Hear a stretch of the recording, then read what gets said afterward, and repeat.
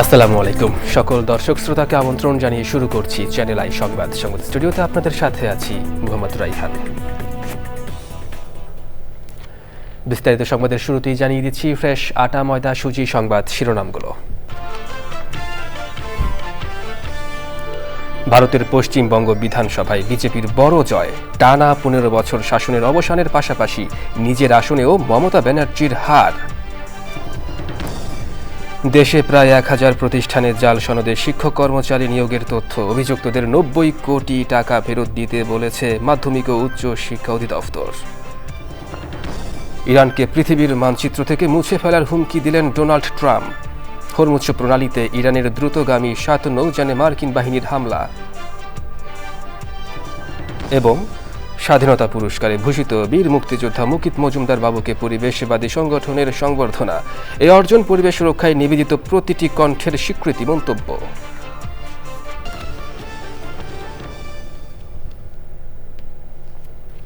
দর্শক, সংবাদ শিরোনামগুলো জানাচ্ছিলাম। এখনকার এই সংবাদ আয়োজন একই সঙ্গে চ্যানেল আইয়ের ইউটিউব চ্যানেল এবং চ্যানেল আইয়ের ওটিটি প্ল্যাটফর্ম আই স্ক্রিনে লাইভ স্ট্রিম হচ্ছে। এবার বিস্তারিত প্রসঙ্গ। ভারতের পশ্চিমবঙ্গে তৃণমূল কংগ্রেসের টানা ১৫ বছরের শাসনের অবসান ঘটিয়ে জয় পেয়েছে বিজেপি। নিজ আসনে হেরেছেন রাজ্যের বিদায়ী মুখ্যমন্ত্রী ও তৃণমূল কংগ্রেস নেত্রী মমতা বন্দ্যোপাধ্যায়। পশ্চিমবঙ্গে ২৯৪টি আসনের মধ্যে বিজেপি জয়ী হয়েছে ২০৬টি আসনে, তৃণমূল কংগ্রেস পেয়েছে ৮১টি। কংগ্রেস ২টি এবং সিপিএম ১টি আসন পেয়েছে, ১টি আসনে ভোট বাতিল হয়েছে। আসামে টানা তৃতীয়বারের মতো জয় পেয়েছে বিজেপি। তামিলনাড়ুতে কোনো দলই সরকার গঠনের মতো সংখ্যাগরিষ্ঠতা না পেলেও একক দল হিসেবে বেশি আসনে জয় পেয়েছে অভিনেতা থালাপতি বিজয়ের দল। কেরালায় জয় পেয়েছে কংগ্রেসের নেতৃত্বে জোট। কেন্দ্রশাসিত পুদুচেরিতে বিজেপিকে সাথে করে ক্ষমতায় বহাল রয়েছে এনআর কংগ্রেস। ওবায়দুল রশিদের রিপোর্টে বিস্তারিত। ভারতের পশ্চিমবঙ্গে নির্বাচনের পর বুথ ফেরত জরিপ তৃণমূল কংগ্রেসের পরাজয়ের ইঙ্গিত দিচ্ছিল, কিন্তু টানা ১৫ বছর ক্ষমতায় থাকা তৃণমূল নেত্রী মমতা ব্যানার্জি বুথ ফেরত জরিপকে সাজানো উল্লেখ করে দৃঢ়তার সঙ্গে বলেছিলেন ক্ষমতায় ফিরছেন তিনি। দলের সেনাপতি অভিষেক বন্দ্যোপাধ্যায়ও বলেছিলেন ফল ঘোষণার দিন দুপুরের পর থেকে রবীন্দ্রসঙ্গীতের সঙ্গে ডিজেও বাজবে, কিন্তু তৃণমূলের বেহালায় বেজেছে করুণ সুর। সোমবার দুপুরের মধ্যেই পশ্চিমবঙ্গে বইতে শুরু করে গেরুয়া ঝড়। পদ্মের দাপটে বিলীন হতে থাকে ঘাসফুল। সময়ের সাথে সাথে আসতে থাকে রাজ্য সরকারের মন্ত্রী, প্রভাবশালী নেতাদের পরাজয়ের খবর। ভবানীপুর আসনে একসময়ের সহযোগী শুভেন্দু অধিকারীর কাছে হেরেছেন খোদ মমতা বন্দ্যোপাধ্যায়। বিভিন্ন সংবাদ মাধ্যম জানিয়েছে মমতার মন্ত্রিসভার অন্তত ২৫ জন সদস্য পরাজিত হয়েছেন। ধরাশায়ী হয়েছেন তৃণমূলের তারকা প্রার্থীরাও। পশ্চিমবঙ্গে বিধানসভায় অভাবিত জয়ের আঁচ পেতেই নয়াদিল্লিতে বিজেপির কার্যালয়ে হাজির হন প্রধানমন্ত্রী নরেন্দ্র মোদী। ধুতি পাঞ্জাবি পরে বাঙালি সাজে পৌনে ১ ঘন্টার বক্তৃতায় মোদী বলেন, পশ্চিমবঙ্গের ইতিহাসে নতুন অধ্যায়ের সূচনা হলো। बंगाल के भाग्य में आज से एक नया अध्याय जुड़ गया है। অনুপ্রবেশকারীদের বিরুদ্ধে কড়া ব্যবস্থা নেওয়ার হুঁশিয়ারি দিয়ে ভারতের প্রধানমন্ত্রী বলেন, পশ্চিমবঙ্গে নারীদের নিরাপত্তা এবং যুবকদের কর্মসংস্থানের ব্যবস্থা করা হবে। Obaidul Rashid, channel I. মালয়েশিয়ায় চিকিৎসাধীন প্রধানমন্ত্রীর উপদেষ্টা ও বিএনপির স্থায়ী কমিটির সদস্য মির্জা আব্বাসের শারীরিক অবস্থার উন্নতি হচ্ছে। নিয়মিত ফিজিওথেরাপি নিচ্ছেন তিনি, খাওয়া দাওয়া করতে পারছেন ও পরিবারের সদস্যদের সঙ্গে কথা বলতে পারছেন প্রবীণ এই রাজনীতিবিদ। মির্জা আব্বাসের স্ত্রী এবং জাতীয়তাবাদী মহিলা দলের সভাপতি আফরোজা আব্বাস জানিয়েছেন পুরোপুরি সুস্থ হয়ে শিগগিরই দেশে ফেরার আশা করছেন তারা। মির্জা আব্বাসের জন্য দেশবাসীর দোয়া চেয়েছেন তিনি। মালয়েশিয়া থেকে জহিরুল ইসলাম হিরণের পাঠানো তথ্য ভিডিওচিত্র ডেস্ক রিপোর্ট। খালি মনে হচ্ছিল পৃথিবীটা একদম শেষ হয়ে গেল, মনে হয় সব আমি হারিয়ে ফেলছি। অনেক মানুষের হাজার হাজার লক্ষ লক্ষ মানুষের দোয়া এবং আল্লাহর রহমতে ও একটু একটু করে সুস্থ হয়ে গেল। আলহামদুলিল্লাহ, আলহামদুলিল্লাহ, আলহামদুলিল্লাহ। অবিভক্ত ঢাকা সিটি কর্পোরেশনের সাবেক মেয়র, বিএনপি স্থায়ী কমিটির সদস্য মির্জা আব্বাস 11 মার্চ আকস্মিকভাবে অসুস্থ হয়ে পড়লে প্রথমে তাকে এভার কেয়ার হাসপাতালে নেওয়া হয়। 4 দিন পর উন্নত চিকিৎসার জন্য এয়ার অ্যাম্বুলেন্সে করে নেওয়া হয় সিঙ্গাপুরে। 1 মাস চিকিৎসায় অবস্থার উন্নতি হলে তাকে আনা হয় মালয়েশিয়ার প্রিন্স কোর্ট মেডিকেল সেন্টারে। নিয়মিত থেরাপি ও চিকিৎসকদের নিবিড় পরিচর্যায় অনেকটাই সুস্থ প্রবীণ এই রাজনীতিবিদ। এখন তো আলহামদুলিল্লাহ একদম স্পষ্ট কথা বলে এবং আজকে 10 দিন ধরে মুখে সলিড খাবার খাচ্ছে, একদম মুখে। আর ওর অনেক মানসিক শক্তি, যার জন্য মানে অনেক চেষ্টা করছে তাড়াতাড়ি সুস্থ হয়ে দেশে ফিরে যাওয়ার জন্য। খালি শুধু বলে যে আমি কবে যাবো দেশে, কবে যাবো দেশে। আমি বললাম তুমি একটু সুস্থ হয়ে যাও, আমরা হাঁটতে হাঁটতে প্লেনে যেতে পারি, প্লেন থেকে হাঁটতে হাঁটতে নামতে পারি, ওই অবস্থা করে তোমাকে যাবো, তুমি ওইভাবে তৈরি হও। এখন ওর ফিজিওটা দরকার, ওর ফিজিক্যাল এক্সারসাইজ যেটা, ওইটা ওর মানসিক শক্তি আলহামদুলিল্লাহ অনেক আছে। ডাক্তাররা নিজেরাও বলছেন যে মিরাকেল, আলহামদুলিল্লাহ ও এত তাড়াতাড়ি এই বয়সে মানুষ যে রিকভার করতে পারে। এবং যারা ফিজিও করাচ্ছে তারাও বলছে যে প্রতিদিন আলহামদুলিল্লাহ অনেক ইমপ্রুভমেন্ট হচ্ছে। ওরা নিজেরাই সারপ্রাইজ যে তুমি তো বুঝতে পারো না, আমরা তো প্রতিদিন যারা করে আমরা বুঝতে পারি। তো আশা করছি, জানি না, বলতে পারি না, তবে নিশ্চয়ই শীঘ্রই ফিরতে পারবো আশা করি। মির্জা আব্বাসের স্ত্রী আফরোজা আব্বাস জানিয়েছেন, দক্ষ এই রাজনীতিবিদ শিগগিরই ফিরতে চান মাতৃভূমিতে, দেশের মানুষের কাছে। তবে আরও সুস্থতার অপেক্ষায় চিকিৎসকরা। সকলের প্রতি কৃতজ্ঞতা জানাই যে কেউ নীরবে কেউ সরবে ওর জন্য দোয়া করেছেন আল্লাহর দরবারে। তাদের প্রতি কৃতজ্ঞতা, মহান আল্লাহ তাআলার প্রতি কৃতজ্ঞতা। ইনশাআল্লাহ আশা করছি সবার দোয়া, সবার আল্লাহর রহমতে ও তাড়াতাড়ি আপনাদের সকলের দোয়া সুস্থ হবেন এবং আমরা তাড়াতাড়ি দেশে ফিরতে পারবো। আর দেশবাসীর কাছে দোয়া আকুতি করছি, কৃতজ্ঞতা জানাচ্ছি এবং আবারও অনুরোধ করছি আপনারা আপনাদের দোয়াগুলো অব্যাহত রাখুন। ইনশাআল্লাহ যেন আমরা আপনাদের মাঝে মির্জা আব্বাসকে নিয়ে ফিরে আসতে পারি। মির্জা আব্বাসের প্রতি দেশবাসীর ভালোবাসার জন্য কৃতজ্ঞতা জানিয়ে তার পূর্ণ সুস্থতার জন্য সবার দোয়া চেয়েছেন Afroza Abbas. Desk report, channel I. দেশের প্রায় 1000 শিক্ষা প্রতিষ্ঠানে জাল সনদধারী শিক্ষক কর্মচারী নিয়োগের তথ্য উঠে এসেছে শিক্ষা মন্ত্রণালয়ের পরিদর্শনে। শিক্ষক নিবন্ধন সনদ সহ প্রয়োজনীয় যোগ্যতা ছাড়াই শিক্ষক হওয়া 1234 জনের তালিকা করেছে মন্ত্রণালয়ের পরিদর্শন ও নিরীক্ষা অধিদপ্তর। তাদের মধ্যে মাধ্যমিক ও উচ্চশিক্ষা অধিদপ্তরের চূড়ান্ত তদন্তে এসেছে 556 জনের নাম। প্রতিবেদনে বলা হয়েছে, সরকারের কাছ থেকে নেওয়া 90 কোটি টাকা ফেরত দিতে হবে অভিযুক্তদের। মোস্তফা মল্লিকের রিপোর্টে বিস্তারিত। জাল সনদে চাকরি পাওয়া শিক্ষক ও কর্মচারী আছে এমন 973টি শিক্ষা প্রতিষ্ঠানের তালিকা প্রকাশ করেছে শিক্ষা মন্ত্রণালয়ের পরিদর্শন ও নিরীক্ষা অধিদপ্তর। 2025 সালের 1 জুলাই থেকে 31 ডিসেম্বর পর্যন্ত পরিদর্শন করা এসব শিক্ষা প্রতিষ্ঠানকে শিক্ষকদের জাল সনদে চাকরি ও ভুয়া নিয়োগের কারণে কমপক্ষে 90 কোটি টাকা ফেরত দিতে বলেছে অধিদপ্তর। এর আগে 2023 সালে জাল সনদের কারণে 678 শিক্ষকের বেতন বন্ধ করা হয়েছিল।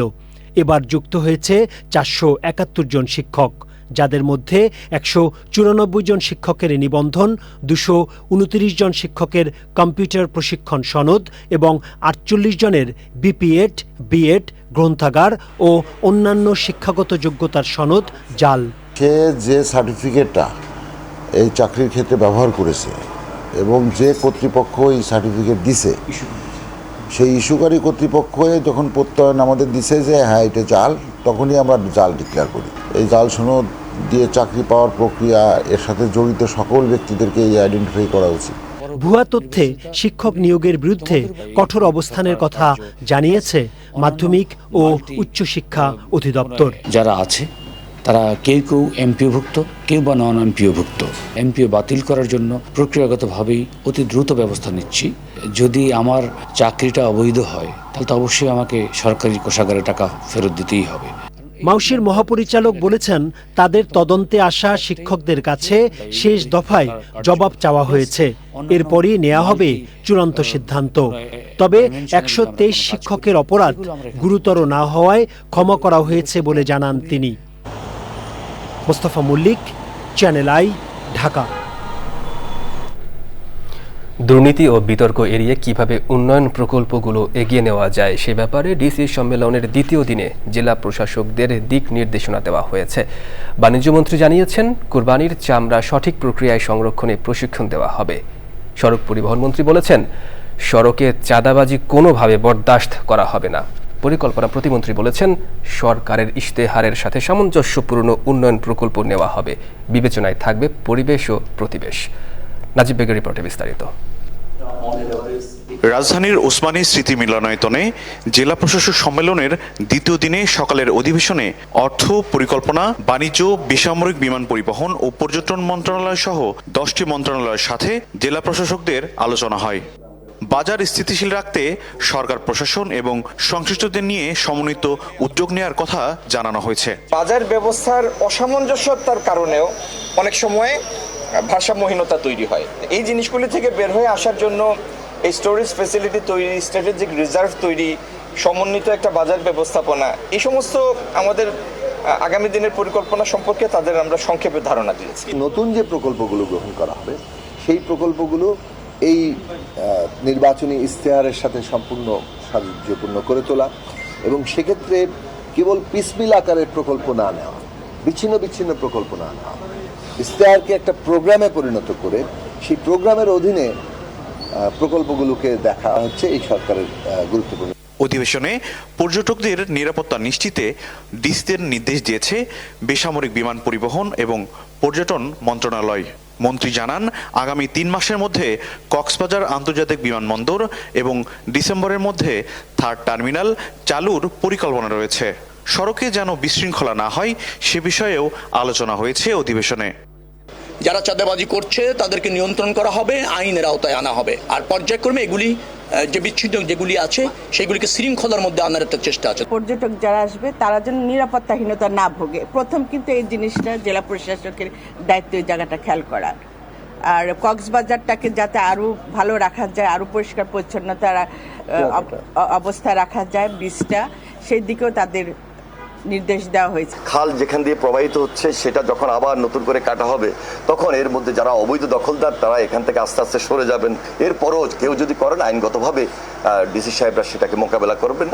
সংস্কৃতি মন্ত্রী জানান, নতুন করে প্রত্নতাত্ত্বিক অনুসন্ধান জোরদার এবং পুরনো শিল্পকলা ভবন ও লাইব্রেরি সংস্কারের উপর গুরুত্ব দেওয়া হবে।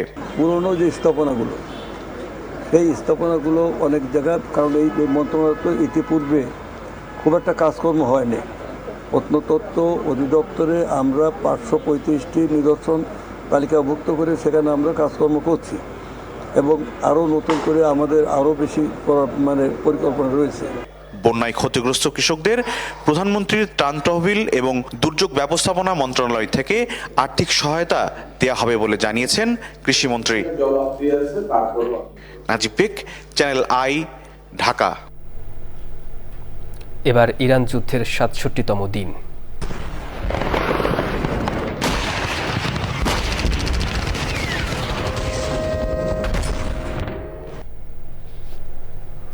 মার্কিন প্রেসিডেন্ট ডোনাল্ড ট্রাম্প বলেছেন, নৌবন্দর অবরোধকারী মার্কিন জাহাজে হামলা হলে ইরানকে পৃথিবীর মানচিত্র থেকে মুছে ফেলা হবে। হরমুজ প্রণালীতে ইরানের 7টি দ্রুতগামী নৌযানে হামলা চালিয়েছে যুক্তরাষ্ট্র। ইরানও পাল্টা মার্কিন রণতরীতে ক্ষেপণাস্ত্র হামলা চালিয়েছে। যুক্তরাষ্ট্র ও ইরানের পাল্টাপাল্টি হামলায় মধ্যপ্রাচ্যে আবারও পুরোদমে যুদ্ধ শুরুর আশঙ্কা তৈরি হয়েছে। সংযুক্ত আরব আমিরাত জানিয়েছে তারা ইরানের 15টি ক্ষেপণাস্ত্র ও 4টি ড্রোন ভূপাতিত করেছে। এছাড়া একটি ড্রোন ফুজাইরা পেট্রোলিয়াম স্থাপনায় আঘাতের পর সেখানে আগুন ধরে যায়। ইরানের পররাষ্ট্রমন্ত্রী বলেছেন, সামরিক শক্তি দিয়ে রাজনৈতিক সংকটের সমাধান হবে না। ওবায়দুল রশিদের আরেকটি রিপোর্টে বিস্তারিত। হরমুজ প্রণালীতে যুদ্ধজাহাজে যুক্তরাষ্ট্র ইরানের পাল্টাপাল্টি হামলায় মধ্যপ্রাচ্যে আবারও সর্বাত্মক যুদ্ধের আশঙ্কা তৈরি হয়েছে। মার্কিন প্রেসিডেন্ট ডোনাল্ড ট্রাম্প বলেছেন, হরমুজ প্রণালী বা পারস্য উপসাগরে মার্কিন রণতরীতে হামলার চেষ্টা করলে ইরানকে পৃথিবীর মানচিত্র থেকে মুছে ফেলা হবে। ফক্স নিউজকে দেওয়া সাক্ষাৎকারে তিনি একথা বলেন। Went to 6 weeks. They said, what's taking so long? We were in Vietnam 19 years. ইরানের সঙ্গে যুদ্ধবিরতি এখনো কার্যকর আছে কিনা পরে সাংবাদিকদের এমন প্রশ্নের কোনো জবাব দেননি ট্রাম্প। হরমুজ প্রণালীতে ইরানের 7টি দ্রুতগামী নৌযানে হামলার কথা জানিয়েছে যুক্তরাষ্ট্র। যুক্তরাষ্ট্রের সেন্ট্রাল কমান্ড সেন্টকম জানিয়েছে হেলিকপ্টার থেকে ওই নৌযানগুলোর ওপর গুলি চালানো হয়। বাণিজ্যিক জাহাজ চলাচল নির্বিঘ্ন করতেই ইরানের নৌযানের ওপর গুলি চালানোর কথা বলছে যুক্তরাষ্ট্র। মার্কিন রণতরীর পাহারায় কয়েকটি বাণিজ্যিক জাহাজ হরমুজ প্রণালী পার হয়েছে। ইরানের সংবাদ মাধ্যমের বরাতে আল জাজিরা জানিয়েছে ইরানের নৌবাহিনীর সংকেত অমান্য করে একটি মার্কিন যুদ্ধজাহাজ হরমুজ প্রণালী পার হওয়ার চেষ্টা করলে তাতে 2টি ক্ষেপণাস্ত্র হামলা চালানো হয়। তবে যুক্তরাষ্ট্র বলছে তাদের যুদ্ধজাহাজে হামলার ঘটনা ঘটেনি। সংযুক্ত আরব আমিরাত জানিয়েছে সোমবার তারা ইরানের 15টি ক্ষেপণাস্ত্র, 4টি ড্রোন ভূপাতিত করেছে। এছাড়া একটি ড্রোন ফুজাইরার পেট্রোলিয়াম স্থাপনায় আঘাত করলে সেখানে আগুন ধরে যায়। ওই হামলায় 3 ভারতীয় আহত হয়েছে। তবে হামলার ব্যাপারে ইরান কোনো মন্তব্য করেনি। Obaidul Rashid, channel I. দর্শক, এবার অন্যান্য সংবাদ। প্রকৃতির পক্ষে আজীবন সংগ্রামের এক অনন্য স্বীকৃতি স্বাধীনতা পুরস্কারে ভূষিত হওয়ায় প্রকৃতি সন্তান বীর মুক্তিযোদ্ধা মুকিত মজুমদার বাবুকে সংবর্ধনা জানিয়েছে দেশের পরিবেশবাদী সংগঠনগুলো। ঢাকা উত্তর সিটি কর্পোরেশনে অনুষ্ঠানে বক্তারা বলেন, এই সম্মান কেবল একজন মানুষের অর্জন নয়, বরং পরিবেশ রক্ষায় নিবেদিত প্রতিটি কণ্ঠের স্বীকৃতি। তারা বলেন, রাষ্ট্রীয় এই স্বীকৃতি পরিবেশ আন্দোলনকে নতুন শক্তি দেবে এবং ভবিষ্যৎ প্রজন্মকে দায়িত্বশীল করে তুলবে। আলিম আল রাজের রিপোর্টে বিস্তারিত। দীর্ঘ প্রায় 2 দশক দেশের নদী, বৃক্ষ ও পরিবেশ রক্ষায় নিরলস কাজ করে যাচ্ছেন বীর মুক্তিযোদ্ধা প্রকৃতিবন্ধু মুকিত মজুমদার বাবু। তারই স্বীকৃতি হিসেবে এবছর স্বাধীনতা পদকে ভূষিত হন প্রকৃতিবন্ধু। স্বাধীনতা পদক প্রাপ্তির গৌরব উদযাপনে পরিবেশবাদী সংগঠনগুলোর সম্মিলিত সংবর্ধনা। খুব আনন্দের সঙ্গেই বলতে হয়, এই বছর পরিবেশ সংরক্ষণে তিনি পেয়েছেন বাংলাদেশের বেসামরিক সর্বোচ্চ রাষ্ট্রীয় পুরস্কার, স্বাধীনতা পুরস্কার। এতে অংশ নেয় বাংলাদেশ রিভার ফাউন্ডেশন, বাংলাদেশ নদী পরিব্রাজক দল, নোঙর ও মিশন গ্রিন বাংলাদেশ সহ 26টি সংগঠনের প্রতিনিধিরা।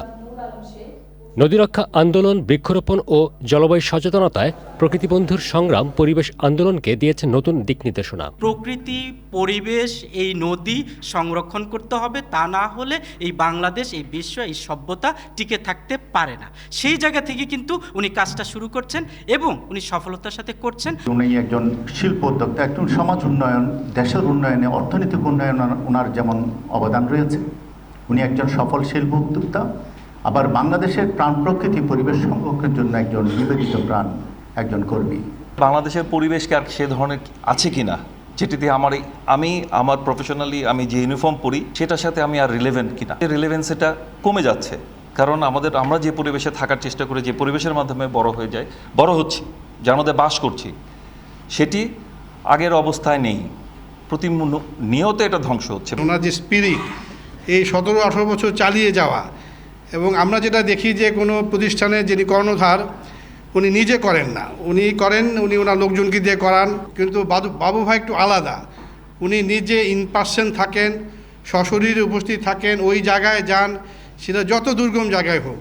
অতিথিরা বলেন, পরিবেশ রক্ষায় সম্মিলিত উদ্যোগই পারে টেকসই উন্নয়ন ও নিরাপদ ভবিষ্যৎ গড়ে তুলতে। He was one of the first leaders of the movement that everyone recommended I would reach out to. And I have worked with many environmentalists before, and usually an environmentalist is an activist. But you are not that. You are more than an activist.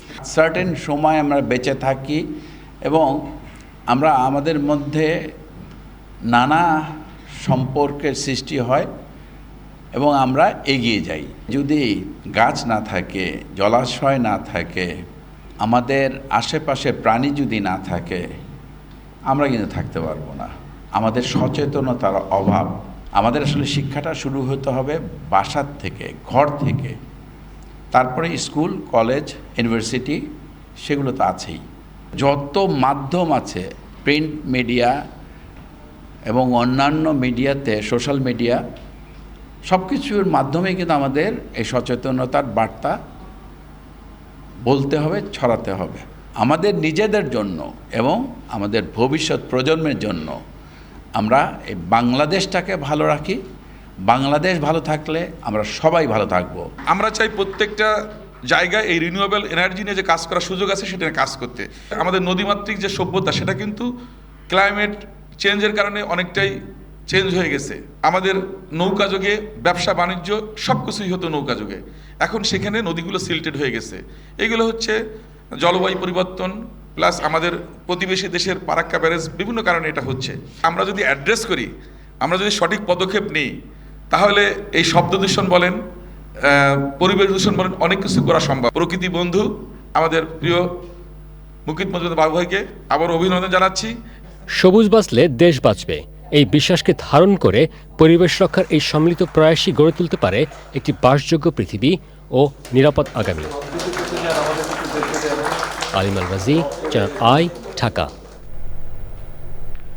সাংবাদিকতায় সম্মানজনক Pulitzer পুরস্কার ঘোষণা করা হয়েছে। 2025 সালের জন্য Pulitzer পুরস্কারে ভূষিত হয়েছে এপি, রয়টার্স, ওয়াশিংটন পোস্ট ও মিনেসোটা স্টার ট্রিবিউন।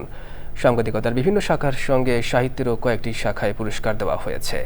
এর মধ্যে রয়েছে কথা সাহিত্য, নাটক, কবিতা, প্রবন্ধ, স্মৃতিকথা ও জীবনী গ্রন্থ। এবার নিটল টাটা কৃষি সংবাদ।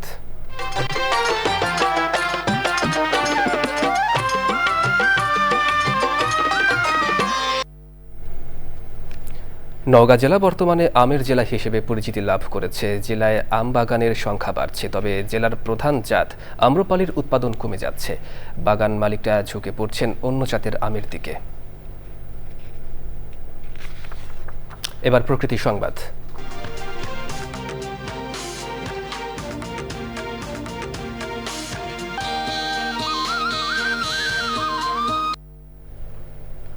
চরম নাব্য সংকটে রাঙামাটির কাপ্তাই হ্রদ। বিভিন্ন স্থানে পানি কমে যাওয়ায় জেগে উঠেছে চর।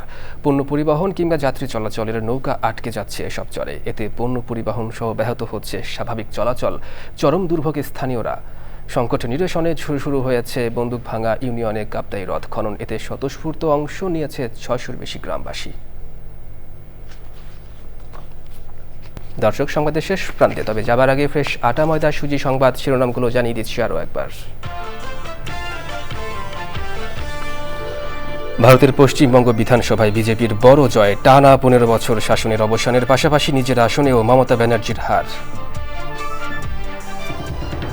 দেশে প্রায় 1000 প্রতিষ্ঠানে জাল সনদে শিক্ষক কর্মচারী নিয়োগের তথ্য। অভিযুক্তদের 90 কোটি টাকা ফেরত দিতে বলেছে মাধ্যমিক ও উচ্চ শিক্ষা অধিদপ্তর।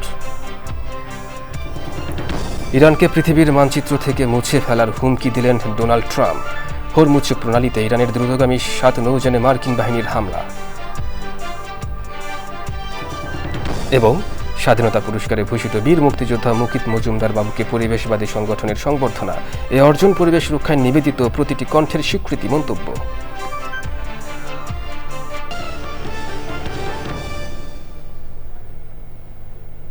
দর্শক, দেশের সবচেয়ে জনপ্রিয় টেলিভিশন চ্যানেল আই এর সর্বশেষ সংবাদ জানতে ভিজিট করুন channelionline.com। আমাদের সোশ্যাল মিডিয়া প্ল্যাটফর্মগুলোর পাশাপাশি যুক্ত থাকুন ওটিটি প্ল্যাটফর্ম আই স্ক্রিনের সাথে। পরবর্তী সংবাদ আয়োজনে আমন্ত্রণ জানিয়ে শেষ করছি। ধন্যবাদ সবাইকে।